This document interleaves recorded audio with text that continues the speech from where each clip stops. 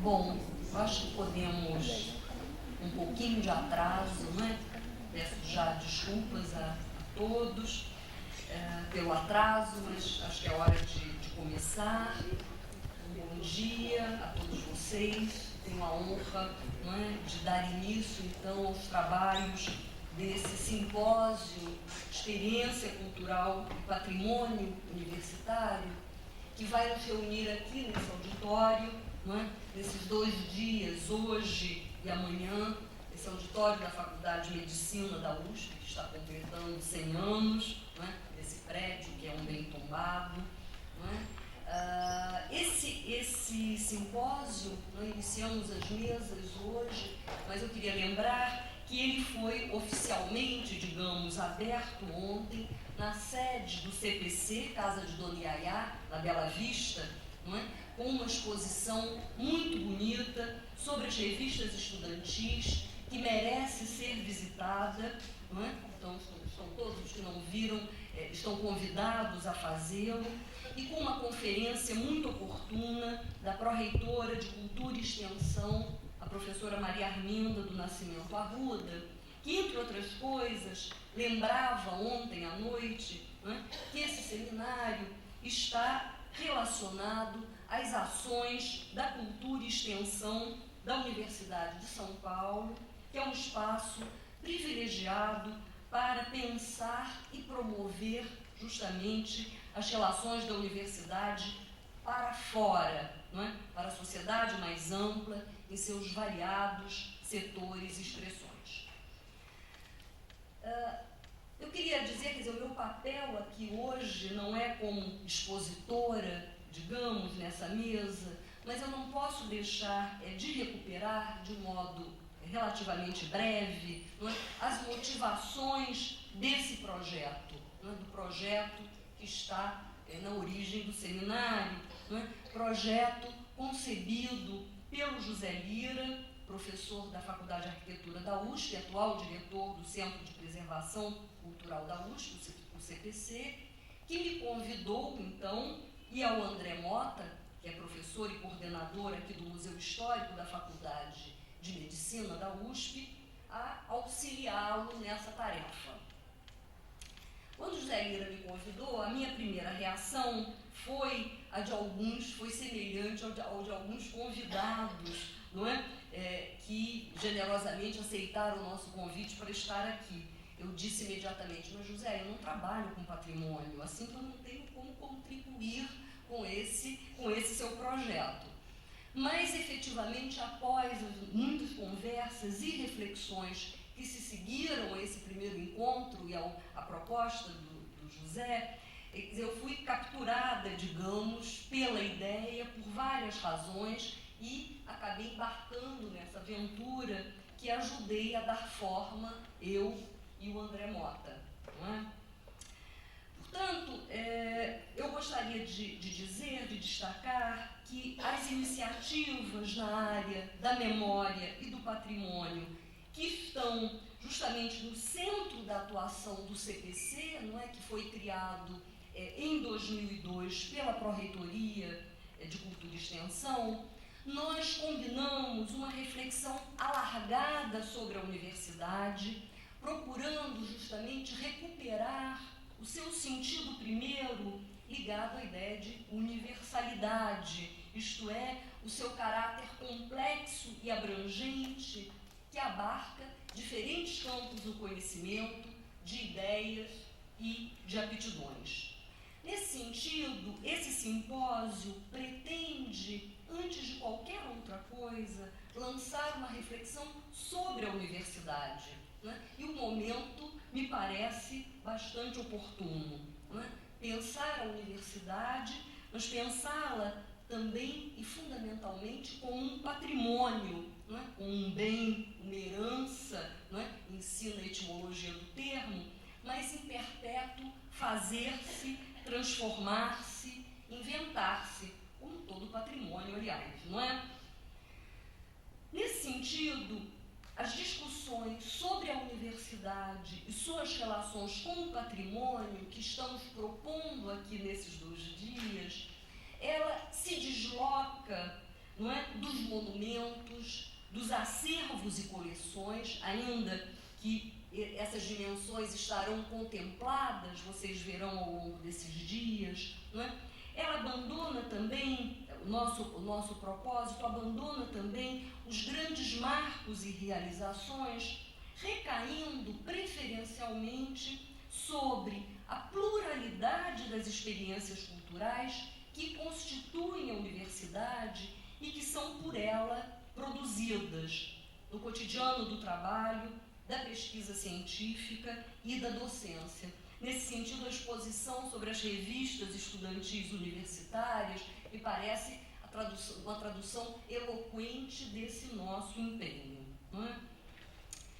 Por isso, justamente, o título do simpósio, não é? Experiência cultural e patrimônio universitário, o título que escolhemos, depois de muitas conversas, para esse simpósio. Título que nos endereça justamente as múltiplas práticas que dão corpo e alma à vida universitária e que nos leva a pensar a própria universidade como experiência cultural singular, como cultura. Não é?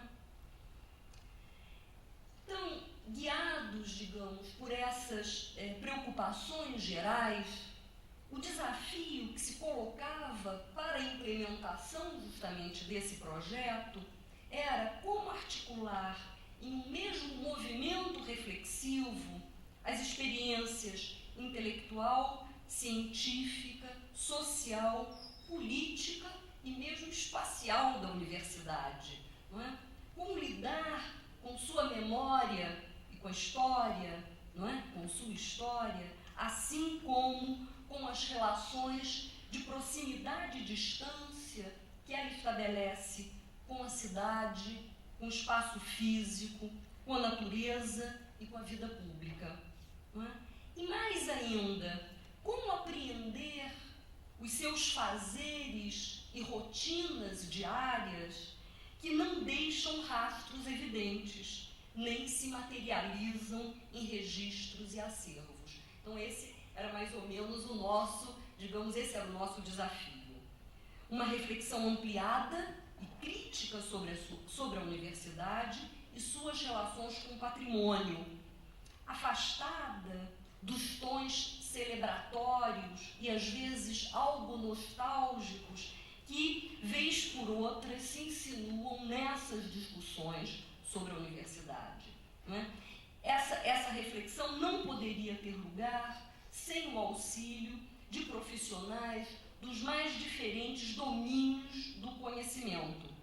Precisamente estes que aqui estão no programa, parte deles aqui no auditório, e que desde já agradecemos muitíssimo a disposição e o entusiasmo com que aceitaram esse nosso convite. São eles justamente, não é, os participantes das mesas desses 2 dias que nos ajudarão a construir uma reflexão sobre as particularidades do patrimônio universitário, capaz de combinar, digamos, um olhar para dentro, não é, da vida universitária, não é, em suas mais variadas formas, e um olhar, digamos, para fora, para os movimentos de expansão da universidade em direção aos seus entornos naturais, culturais, sociais e políticos. Assim que por meio de uma reflexão alargada e também, eu diria, descentrada sobre o patrimônio universitário, na medida em que ela tenta se afastar das trilhas mais comumente percorridas, esperamos com esse simpósio poder contribuir não só para a consolidação de políticas de memória e patrimônio no interior da Universidade de São Paulo, como também lançar luzes sobre o papel e o lugar da universidade, um dos nossos mais caros patrimônios, lembrava ontem a Maria Arminda, do Nascimento Arruda, recuperando justamente sua potência e alcance, bem como os limites e entraves que se colocam para a sua atuação na cena contemporânea, cujas demandas, para usar um termo do mercado, algumas vezes parecem contrariar o espírito de universalidade que está na origem do projeto universitário. Tendo em vista esses objetivos que recupero aqui hoje para vocês, nessa sessão de abertura, nós tentamos e realizamos, acho que conseguimos, uma divulgação específica desse evento para grupos, indivíduos e instituições que atuam nas zonas justamente de fronteiras entre extensão, patrimônio e formação cultural, né? Universidades, mas também secretarias de educação e cultura, bibliotecas, museus, acervos, etc. Né? Então, esse público, vocês, não é, que estão aqui, tenho certeza, não apenas contribuirá para as discussões que faremos ao longo desses 2 dias, com perguntas e intervenções, como auxiliará a avançar as reflexões aqui lançadas em seus campos e espaços de atuações próprios. Antes de encerrar, então, essa breve apresentação, de passar a palavra aos membros da mesa, que vou convidar imediatamente a sentar aqui ao meu lado, eu gostaria de agradecer, em nome da coordenação desse simpósio, os apoios recebidos da Pró-Reitoria de Cultura e Extensão, não é, na pessoa da professora Maria Arminda do Nascimento Arruda e do vice-reitor José Ricardo Aires.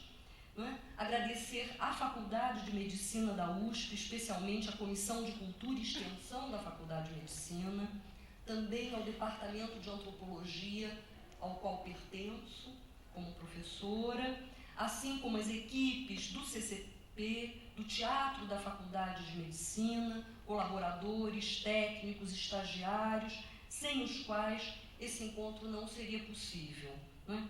E agradeço também, em nome da comissão, ao público, não é, aqui presente, que acolheu com entusiasmo, eu diria, o projeto. Mostram as inscrições, o número de inscrições tão substantiva que tivemos. E, finalmente, gostaria de lembrar que esse simpósio está sendo retransmitido via internet pela EPTV, a quem também deixamos registrados os nossos agradecimentos. Dito isso, eu passo então a apresentação dessa primeira mesa, composta pelos professores Fernando Novaes, professor emérito da USP, vinculado ao Departamento de História, autor, né, do já clássico Portugal e Brasil na Crise do Antigo Sistema Colonial, sua nona edição, se não me engano, não é? De aproximações, estudos de história e historiografia, organizador com Rogério Foracheg da Silva, de Nova História em Perspectiva, além de organizador do primeiro volume da História da Vida Privada no Brasil. Também o professor Franklin Leopoldo da Silva, professor titular do Departamento de Filosofia da USP e autor, entre outros, de O Conhecimento de Si, Felicidade, dos filósofos pré-socráticos aos contemporâneos e Ética e Literatura em Sartre. Eu gostaria também de informar, então eu convido os professores a integrarem a mesa, e gostaria de informar que, por razões absolutamente imprevistas e emergenciais de saúde, não poderão estar presentes hoje aqui o professor Sérgio Miceli, que comporia essa mesa da manhã, e o professor José Reginaldo Gonçalves, integrante da mesa da tarde. Enfim, lamentamos a ausência dos 2 colegas, mas infelizmente estão bem de saúde, apesar do susto. Bom, dito isso, espero que tenhamos 2 dias agradáveis de conversas, discussões, nesse espaço do auditório e também no espaço do café aqui ao lado. Obrigada.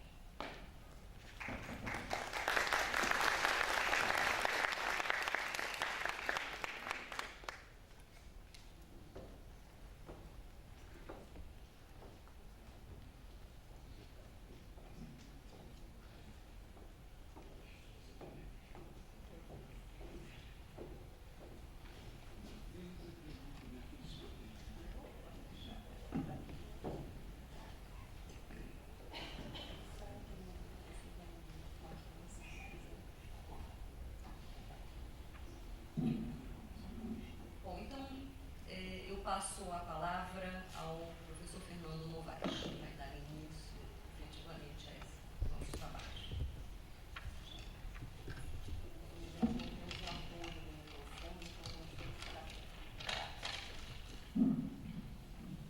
Agradeço a oportunidade de estar com vocês.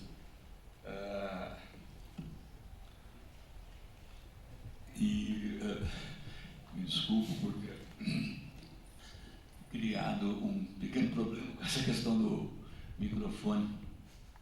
É que realmente eu tenho dificuldade em falar segurando o microfone, porque eu me sinto meio Silvio Santos nessa coisa. E eu acho que a falta atrapalha, porque a gente precisa falar com as mãos também. Existe uma coisa chamada expressão corporal, né? E se você já tem uma das mãos amarrada, já perdeu um terço, que tem uma mão, outra mão e a fala. Mas isso não é problema grave. Ontem eu me lembro que na abertura a professora Arminda estava falando, segurando também um microfone e tinha um copo, uma taça imensa com água, né?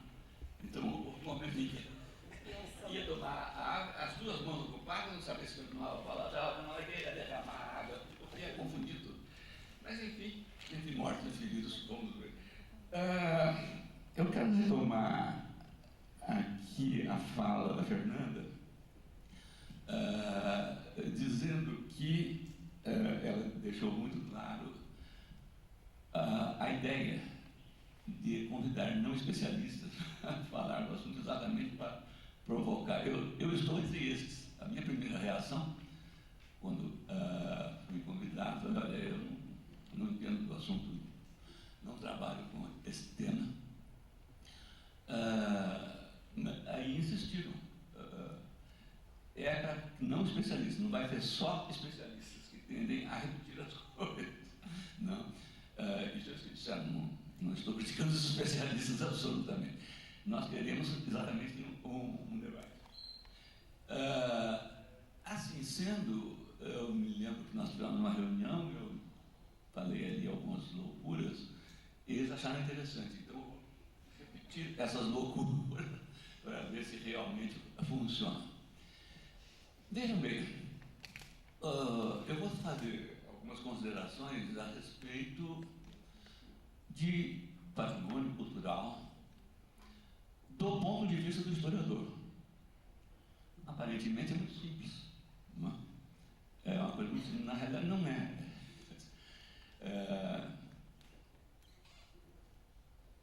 Há historiadores que trabalham com a história do patrimônio, história dos monumentos, história do patrimônio cultural em geral, história da cultura, história intelectual. Então, aqui no caso, o que eu faria? Procuraria ler o que se fez sobre o patrimônio, especificamente sobre o patrimônio da universidade, o que agora começa a ser discutido. Esse é um momento chave nesse processo. Ou nas histórias da Universidade de São Paulo, ou na história intelectual, história das ciências sociais, por exemplo, da qual já existem 2 volumes publicados. A Fernanda participou. Dirigido pelo Sérgio Miceli, que devia estar aqui hoje e que infelizmente não pôde vir. E dar um balanço disso e fazendo um comentário com aquelas recomendações de sempre: é preciso cuidar do patrimônio, vamos exigir mais verbas, vamos fazer mais aquilo. Não é? Mas não é isso que eu acho que interessa realmente. É que a relação de patrimônio com as várias ciências sociais, o tratamento desse tema pelas várias ciências sociais é diferente do tratamento do historiador. É isso que eu vou tentar explicar, o que é especificidade do tratamento do historiador. A história, e eu tenho que partir de algumas platitudes. A história, vocês sabem, é um domínio do saber, um tipo de discurso muito antigo. Essa é uma partitude, evidentemente, que está em todos os livros de historiografia, isto é, de história da história. O que ocorre é que muitos, ou quase todos os livros, os estudos de história da historiografia, não tiram certas consequências, certos pressupostos dessa antiguidade da história. A história só é tão antiga quanto a arte é a filosofia. Tanto assim que a história tem uma musa, Clio. Né? As outras ciências não têm musa. Alguns historiadores falam isso como uma vantagem. Eu acho também uma vantagem. Não é qualquer um que vai ter uma musa. Vocês imaginem, por exemplo, a economia não tem uma musa, nem deve ter. Né? É melhor que não tenha. Né? O que seria uma musa da economia. Ou da sociologia. A sociologia seria a amada do Augusto Comte, como era chamado mesmo. Clotilde Delvaux. Parece que era uma senhora um pouco airada, né? E levou o Comte a tentar suicidar na Condesar, né? Parece que, segundo as más línguas, os testemunhos históricos, ele olhou, antes de se jogar no Sena, ele olhou bem se tinha guarda para ser salvado, né? Na realidade, ele estava muito triste com a Clotilde Delvaux. Mas qual é o problema disso? Vejam bem, a história é anterior, um discurso é anterior à ciência, em geral, às ciências sociais, em especial. É anterior à universidade, que só existe no século XIII, a partir do século XIII. Até aí, tudo bem, mas tem mais complicações. Né? Isso significa, e aí pouca gente trata disso, que se a história é anterior, do ponto de vista da história, isto é, do ponto de vista ou da história intelectual em geral, a história da cultura intelectual, pode-se e se deve considerar o impacto do aparecimento das ciências sobre a história, e não ao contrário. Isso é uma constatação da qual não se sai. Mas a gente fica discutindo o impacto da historiografia sobre a sociologia. Não é isso. Porque há um diálogo com as outras ciências sociais a partir do momento que elas aparecem. A história, a partir do aparecimento das ciências sociais, a história passa a ter um diálogo com elas todas. Né? E aí pode falar de influência, uma outra impacto, mas do ponto de vista da formação, as ciências que impactam o discurso do historiador, e não o contrário, a prática. A outra dedução mais complicada: se a história é tão antiga, ela não corresponde às mesmas demandas históricas. A palavra demanda é horrível, né? As mesmas solicitações socioculturais das outras ciências. Ela corresponde a quê? A história não tem nada a ver, pode-se cogitar, e se cogita, na história das ciências, e das ciências sociais em particular, que a economia aparece como ciência se constitui no século XVIII, na segunda metade do século XVIII, com os clássicos escoceses, como é usual falar, a partir no momento em que se consolida o capitalismo, com a Revolução Industrial. É claro que se pode criticar e dizer, isso não esgota o assunto, isso é uma maneira reducionista. Não, eu não estou discutindo isso. É claro que a Revolução Industrial não explica a existência da água, é mais complicado. Mas também é errado pensar, seria estúpido pensar, que o aparecimento da coisa é apenas uma coincidência. Tem a ver com a Revolução Industrial, sim, o aparecimento da economia. Com o aparecimento,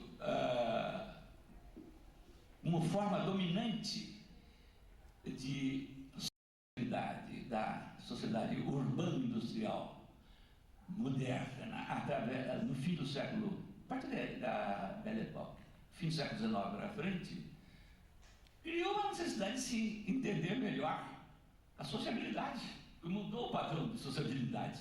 E se inventou a sociologia, não é por acaso que Weber e Durkheim, etc. E assim por diante. Podia dizer que a antropologia tem algo a ver com o imperialismo, mas eu não vou dizer porque tem uma antropóloga. É claro que é muito diferente de dizer que todo antropólogo é acerca da CIA, não é nada disso. Mas que a antropologia se desenvolve a partir do fim do século XIX, a partir da África, tem sim, senhora, aqui. A história não tem nada a ver com isso. Não havia capitalismo, não havia burguesia, não havia sociedade urbano-industrial, sociabilidade mercantil, não havia nada disso. E lá estava, no século VII, o venerável Beda escrevendo História Eclesiástica Gentes Androrum, em latim naturalmente. Você sabe que você deve usar um pouco de latim quando faça qualquer exposição, pega bem. Se o ideal é poder falar uma frase inteira em grego, que aí é uma maravilha, não é? Mas quem não grego tem que meter o latim. Ou mesmo antes, eu estou citando Beda, eu poderia citar Heródoto. É que entre os historiadores da história, há uma diferença. Alguns que consideram que a historiografia antiga dos gregos não é bem historiografia. A historiografia só se começa com a Idade Média. Spengler, por exemplo, acha isso. Eu, particularmente, eu sou contra. O dominante entre os historiadores é o Châtelet, Naissance de l'Histoire, que é um livro. Também em francês pega bem, caprichando na pronúncia. O Naissance de l'Histoire do Châtelet, do François Châtelet, estuda o nascimento da história na Grécia de maneira admirável. A que corresponde, então, a história? A história de um discurso. Todo mundo responde imediatamente. Ela não tem que ver com capitalismo, com burguesia, tem que ver com a necessidade da criação da memória.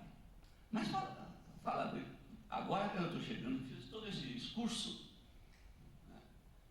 antigamente falava, saiu do assunto, não é? Aliás, sempre deve sair um pouco do assunto para não aborrecer a plateia, não é?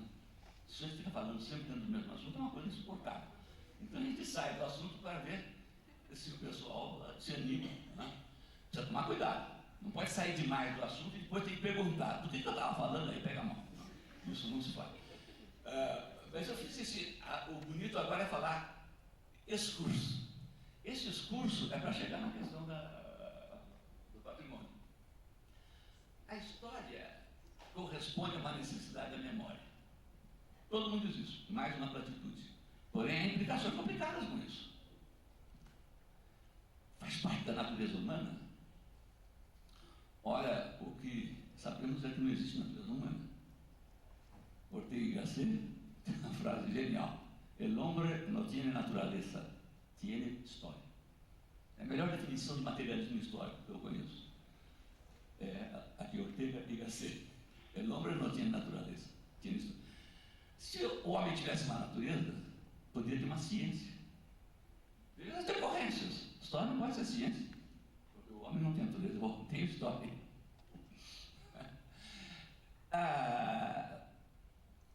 Não é toda a sociedade, toda a formação social que exige a história para constituir a memória. Toda a sociedade exige a memória para se constituir. A memória não é um componente entre outros da vida social. É um componente instituinte da vida social. É instituinte da vida social. O bicho vira gente quando elabora a memória. Sabemos que a memória não é um fenômeno social, não? Tem até aquele sociólogo do início do século XX, assim, da memória coletiva, Albert Arbax. Mas nem sabe, Arbax, todo mundo lembra que a memória é um fenômeno social. Nós não lembramos e esquecemos aquilo que queremos. Seria bom. Nada mais fácil do que esqueço o que eu quero, eu lembro o que eu quero. É ao contrário. Todo mundo, basta viver para saber isso. Né? Quantas vezes nós queremos lembrar uma coisa e esquecemos? O Bestalhão fez uma pergunta na defesa de tese, podia citar 3 livros, esqueci. Na hora deu branco. Né? Da mesma forma que aquele que queriam sim esquecer, não conseguimos. Aquela maldita mulher, não consigo esquecer. Não é assim? Não é? Então, o que lembra e o que esquece não é uma decisão. A história, a vida humana, e portanto a história, é um hiato entre o que se esquece e o que se lembra. Agora, para a constituição dessa memória, certas formações sociais exigem a narrativa do acontecimento, outras não. Esta é a distinção fundamental entre as chamadas sociedades frias, ou como era chamado antigamente, os primitivos, e os civilizados. O que caracteriza os primitivos? Alguns dizem a economia natural, outros dizem aquilo, alguns diziam que são povos sem história. Há uma confusão aí. Né? Na realidade, eles têm memória, claro. A constituição da sua memória prescinde da narrativa do acontecimento. A narrativa mítica é o mito. A memória é feita por mito, arte, som, tudo isso cria memória, a paisagem, tudo isso cria memória. Na sociedade ocidental, além disso, precisa ter um certo tipo de texto, de discurso, que narra o acontecimento. Isso é específico da sociedade ocidental, cristã, moderna, em que vivemos, essa maravilha do qual que não escolhemos para viver, mas na qual vivemos. Vejam como não se observa isso com clareza. Quando se discute, por exemplo, se os índios têm história ou não, a gente fala, os índios não têm história. Aí apareceu uma universidade muito recente no Brasil, só do século XX, antropólogos, mas isso está falando contra os índios, que é absurdo, claro que eles têm história. Os historiadores começaram a história dos índios, né? Qual é a confusão aí? Entre história 1, o acontecimento, e história 2, a narrativa do acontecimento. O discurso. História 1, é claro que os índios têm, todos têm, são seres humanos, acontece coisa com eles. Eles vivem, basta estar vivo. Não tem historiadores. Não tem historiadores. Mas o mito também conta a história. A diferença é fundamental. A narrativa mítica não é ancorada no tempo. O que conta o mito, ele já aconteceu, está acontecendo, continuará acontecendo. O mito se passa no domínio da eternidade, portanto, fora da história. Fora da história. Isso quando eu falo isso, os alunos costumam dizer assim, sim, mas o historiador também mente, e a ideologia, não importa se como ele narra é verdadeiro ou não. Vejam, o que é essencial para que exista o discurso historiográfico é a necessidade de que narra que uma coisa aconteceu já, não vai acontecer de novo. Essa que é a nossa tradição. Portanto, acontece que isso tem várias implicações. Vocês veem como a relação do historiador com o registro é complicada. É diferente do sociólogo, até do antropólogo. Né? Do cientista político é melhor nem falar, porque eles são meio confusos. Eles estão um pouco confusos ultimamente. Né?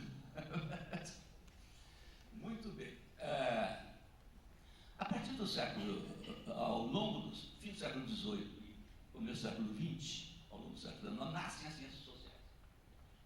Ao nascer, elas vão dialogando com a história. E os historiadores começam a querer ser cientistas. E isso teve, do ponto de vista estético, consequências péssimas.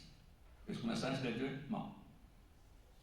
Se vocês notarem os livros de história da literatura, história geral da literatura, como Otto Maria Carpo, por exemplo, ou história da literatura portuguesa, brasileira, francesa, inglesa, etc., vocês notam que até o século XX, até a Belle Époque, tem um capítulo em cada unidade sobre história. Recorta, periodiza com base no estilo, estou simplificando, evidentemente, né?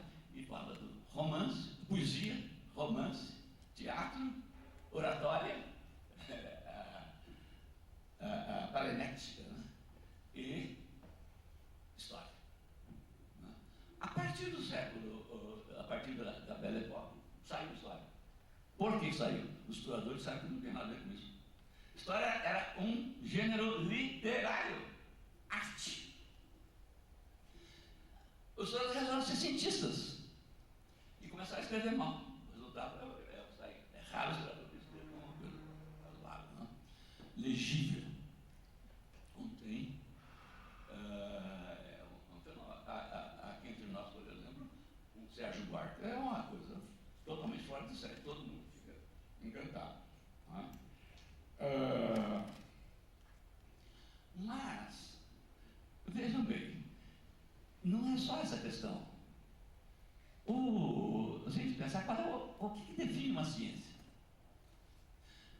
Por que os historiadores começaram a dizer que a ciência tem prestígio?